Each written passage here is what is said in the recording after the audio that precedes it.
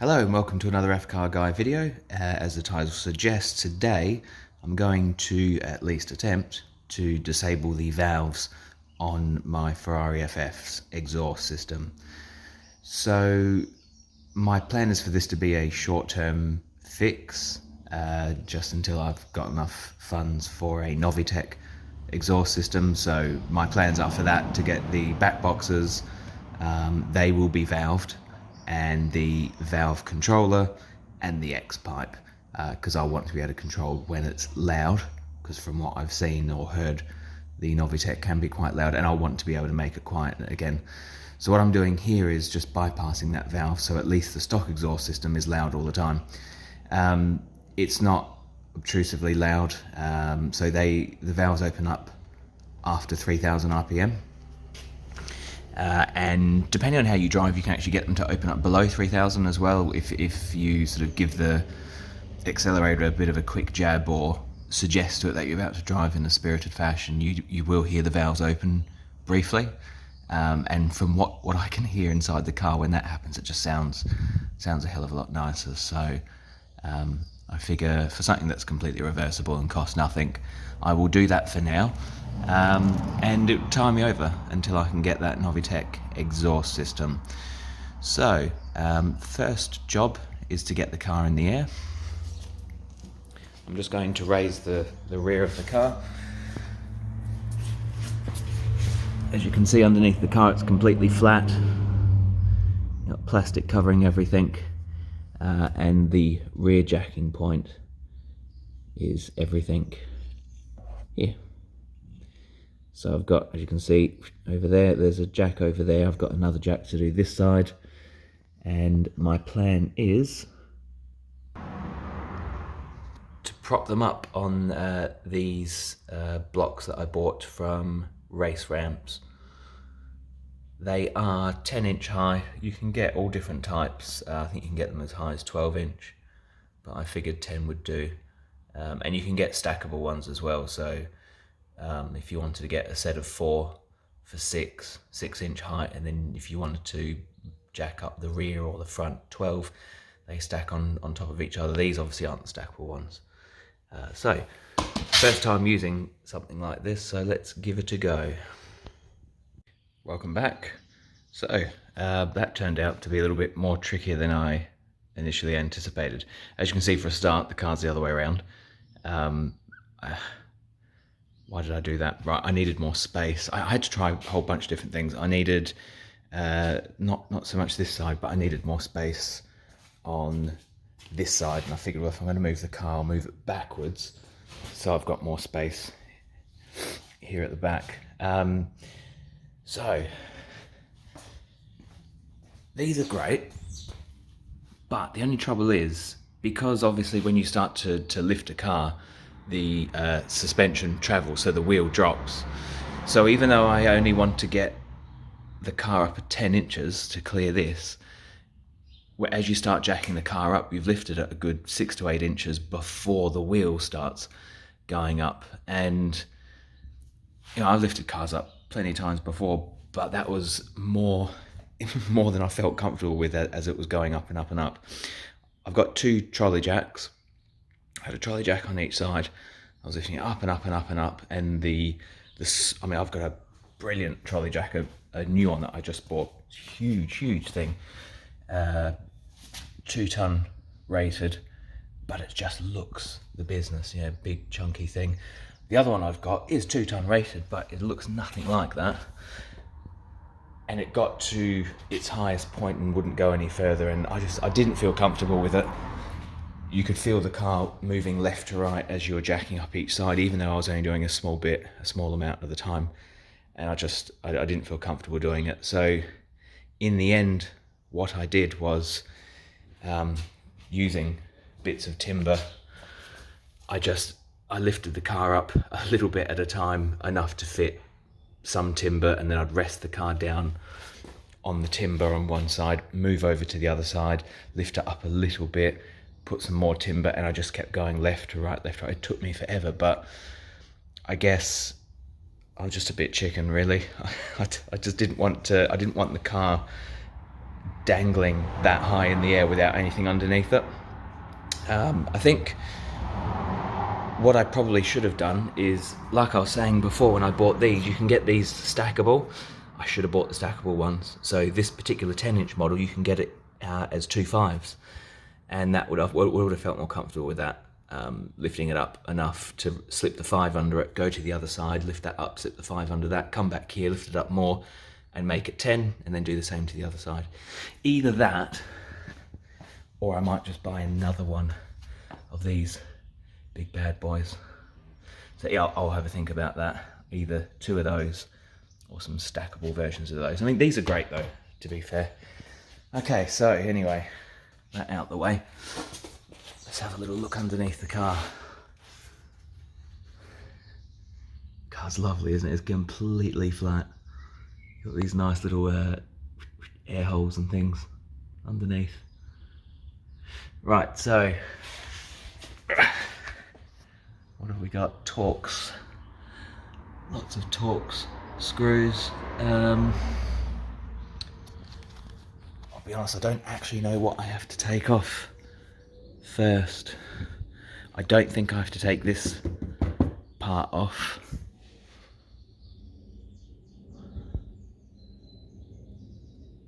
I believe from the pictures that I've seen, the exhaust valve is literally just around that corner, obviously one on each side.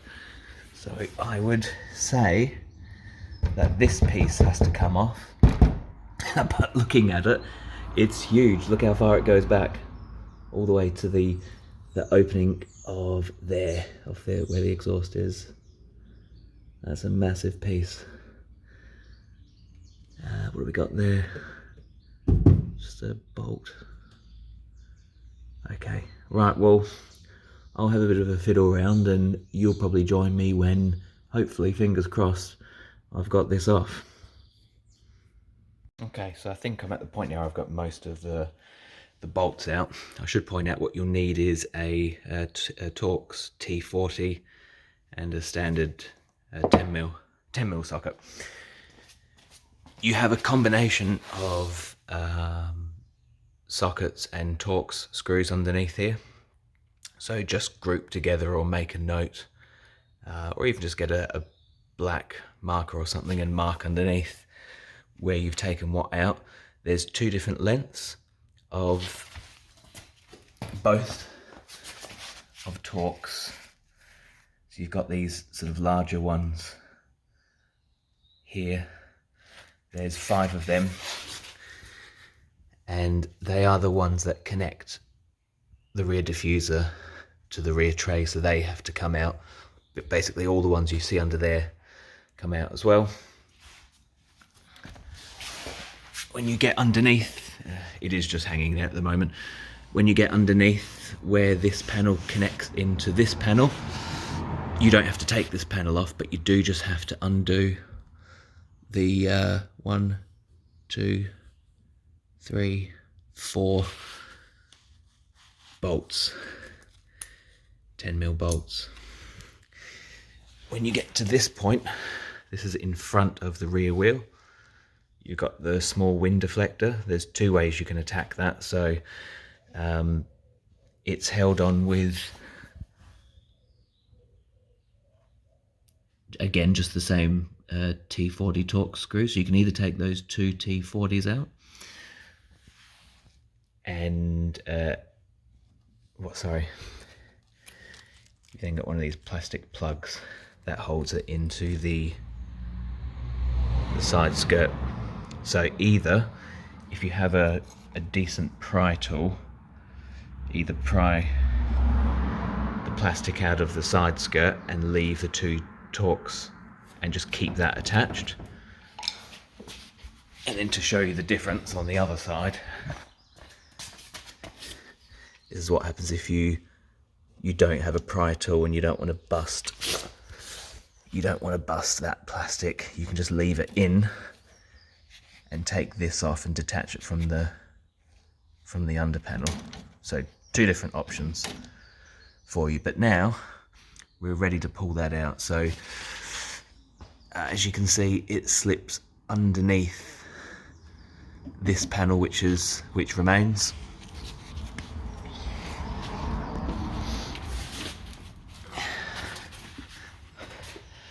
And it goes underneath the rear diffuser, which remains. So it does just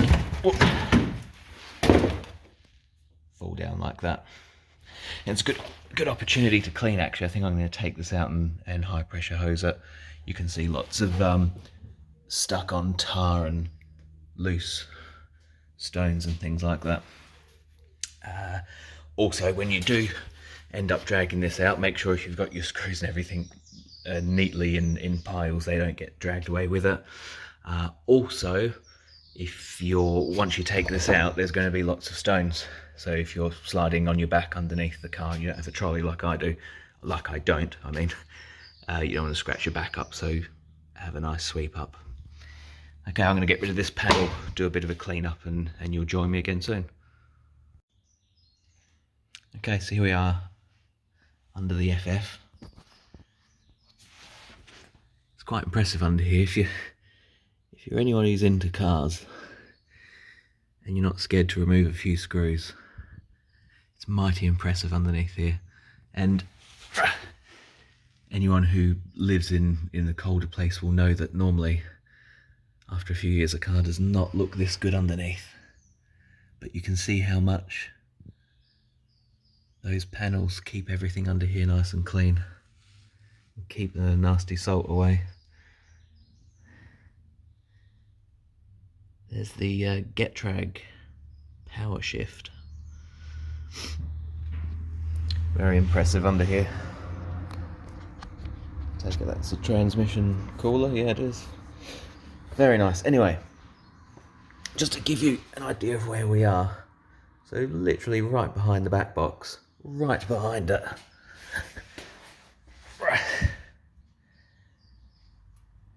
There's the valve. So the valve it's always open. Right now, it's open, which is why when you start your 458 or your FF or whatever you've got, you'll notice it's loud for the first couple of seconds, because it takes a couple of seconds for vacuum to be created to basically suck this back in and close that valve. And just to give you an idea of how much gas, is being stopped by that. Have a look at the size of this pipe and the direction of the flow. It naturally wants to go that way, but then this closes and then forces it back up around here through this tiny, by comparison, tiny pipe. And I believe this one exits, do you know what, I don't know, sorry, I'm just guessing, but anyway, you can see what the job that does. So all we need to do here is, because by default this is always open, all we have to do is remove the rubber tube, which I'll do that off camera with two hands properly. Once you've taken this off, you need to block this tube. Some people pinch them together. I've got a massive box of odd screws and things like that. I'll find a suitable screw that fits in that as snug as possible. And then I won't leave it dangling. I'll find somewhere to leave it nice and neat and tidy. You won't have to plug the hole to that at all. And also, looking at this, I do wonder if I had to take the entire thing off. I wonder if I could have. I would have had to do more than just these where it connects into the rear diffuser, because obviously the next row of bolts are on this cross member. That wouldn't have given you enough. Perhaps I could have stopped maybe at the next cross member, or stopped where it connected to the other panel. But hey ho, I didn't even bother to look on the internet to see how to. I just attacked it. So yeah, possibly if you watch another video, they'll probably tell you don't have to take all that off. But you know what? It was nice to take it off. It's sitting on the driveway at the moment, drying. Hosed it off got rid of all the dry tar and all that sort of stuff off it, so it was nice to do that anyway. Okay, so I'm going to attack that. Obviously you've got two, don't forget. There's your other one over there. And I'll show you the end result. If you're anything like me, you've got a massive box of screws like that. So I've managed to find some suitable screws. So rather than use a countersunk screw, I'm going for one with a flat head, just so that it gives where it makes contact with that silicone hose, it's nice and flat. Do you know what, it probably won't make much of a difference, but I just don't want any vacuum leak coming out that hose in case it affects the idle or throws a code. You know, it probably doesn't matter, but just find a suitable screw for that.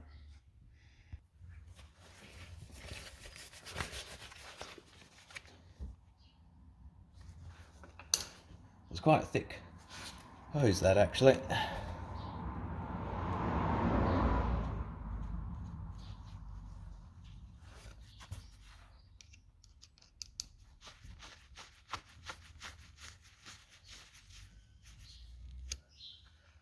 Now, if when you do yours, that screw keeps rounding, then you've probably not picked a thick enough screw.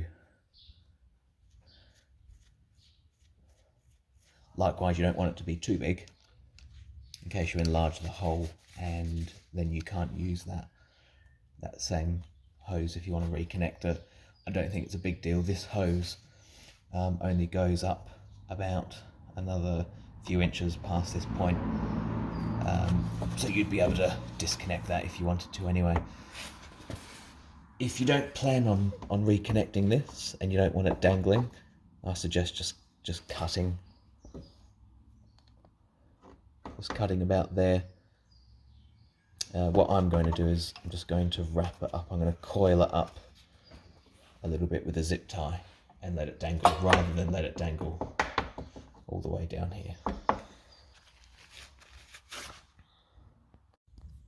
Okay, so I've got that vacuum hose. I've got that vacuum hose up there. Okay, so you can see with the factory, apologies while I try and focus that, you can see the factory pipe coming down here. The silicone starts there, and then normally this just dangles down, loops back up into here. Just take a wider shot.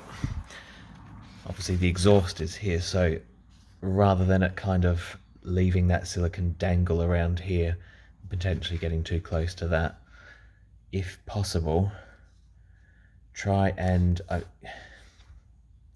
sorry, it's difficult to see. Okay, there you go. You can see what I've done is I've looped it in a circle and zip tied it. So basically I've moved it as far away as possible from the exhaust. I've done that on both sides. And that also allows me to reconnect, because I will be putting a Novitec in this soon, and I will be using the valve system, although with a sort of computer override, you know, with a remote control button. But I think it still uses the factory vacuum pipes, so I don't want to completely destroy them. So just tuck them out the way. Okay. I think the only right thing to do now is to give that a bit of a test.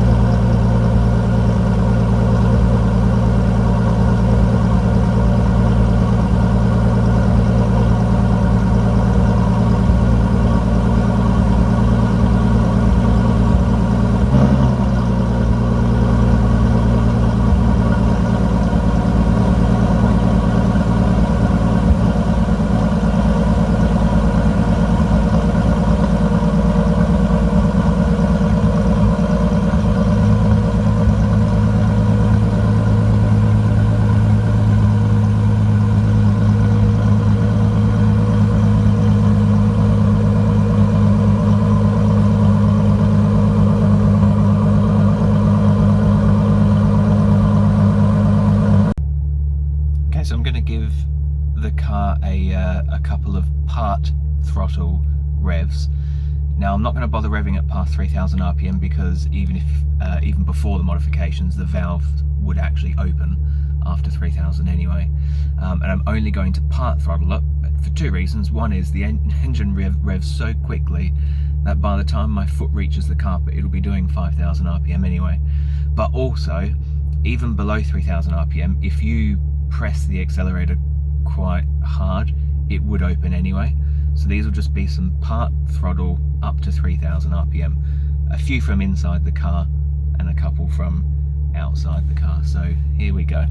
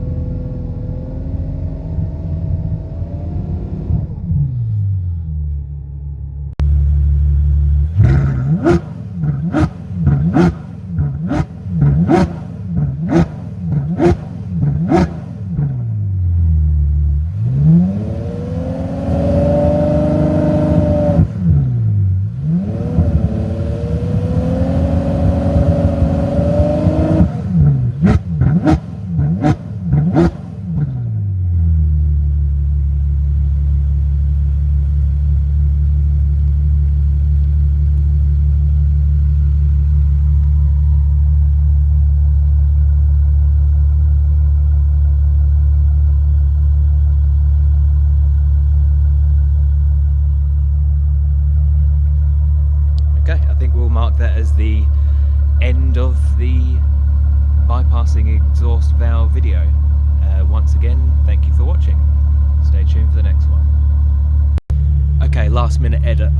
I was just about to go home and I gave it a few revs over 3000 RPM, and I know it's completely irrelevant to the hack that I've just done. It would sound like this anyway, but I just figured it'd be a crime not to let you listen to this. Enjoy.